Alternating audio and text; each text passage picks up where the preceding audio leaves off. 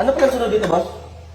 Katanda-tanda mo na, hindi mo pa alam magluto? Tulungan na kita dyan, Kalbo. Ay, sige. Ganito yan, hawakan mo yung sandok. Tapos? Tapos, antayin natin. Ano mo na siya. Tapos? Pagkatapos, antayin natin. Paano rin ito? Anong kasunod dito? Ay, lagyan mo na po ng ano sa asin. Katapos? Ayan dito. Ang! Tubig ko!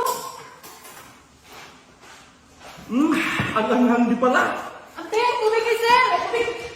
Ang anghang!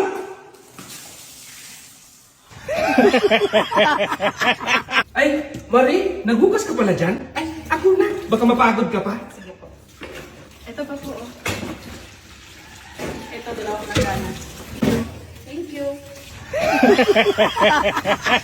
Ikaw, Dayha, ayusin mo yan pag-aaral mo sa grade 6. 5 beses ka babalik-balik sa grade 6. Hindi ka man lang nag-graduate. Si boss, yung teacher ko nga sa grade 2 pa rin ngayon.